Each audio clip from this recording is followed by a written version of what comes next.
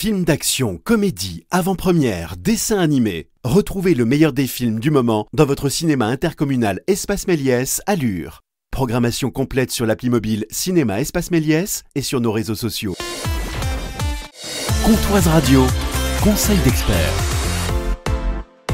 Bonjour Joanne Théron. Bonjour. Vous êtes expert et formateur en intelligence artificielle en Franche-Comté. Gardez l'humain au centre, l'IA et nos valeurs. L'IA peut-elle avoir du cœur ? Bien sûr que non. Et c'est pour ça qu'il faut redoubler d'attention. Alors que les algorithmes prennent plus de place dans nos décisions, nos services publics, notre quotidien, comment s'assurer que l'humain, avec son éthique, son empathie, son imagination, reste le pilote à bord ? Prenons quelques exemples concrets. Une IA peut aider à trier des CV, à modérer des contenus sur Internet ou à diagnostiquer une maladie. Mais qui fixe les critères ? Que se passe-t-il si l'algorithme reproduit un biais ou ignore des cas particuliers ? Peut-on confier sans vigilance ces missions sensibles à une machine, même très performante ? C'est là que le rôle du citoyen devient central. Car plus que jamais, nous devons garder un œil sur la direction que prend la technologie. Pas pour la freiner, mais pour l'orienter. Philosophie, droit, éducation, débat public, tous ces domaines ont un rôle à jouer pour encadrer l'usage de l'IA et lui donner un cap humain. Heureusement, des initiatives existent. Des chercheurs travaillent à des IA dites éthiques. Des associations défendent les droits numériques.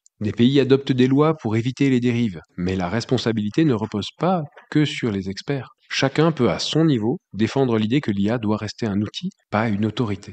En résumé, l'IA, c'est un formidable levier, mais qui ne connaît ni la compassion, ni la justice, ni la nuance. À nous de lui apprendre. Garder l'humain au centre, c'est veiller à ce que l'intelligence artificielle reste le prolongement de nos valeurs, et pas leur substitut. Et pour ça, il faut en parler, s'informer, et ne pas laisser les machines ou la finance décider seules. Merci Joanne Théron, expert et formateur en IA en Franche-Comté. Ce dimanche, le meilleur du basket français et européen se donne rendez-vous à Luxeuil-les-Bains pour la 11e édition du Lux Trophy. Samedi 16h30, Élan-Chalon, Saint-Quentin, 19h30, la JDA Bourgogne-Dijon face à la SIG Strasbourg. Le lendemain, dimanche 14h30, la petite finale et 17h30, la finale. Du basket de haut niveau à Luxeuil-les-Bains, la billetterie directement au Champ Luxeuil ou le jour même au Lux Trophy au Palais des Sports de Luxeuil. Un joli événement qui nous attend à Luxeuil-les-Bains.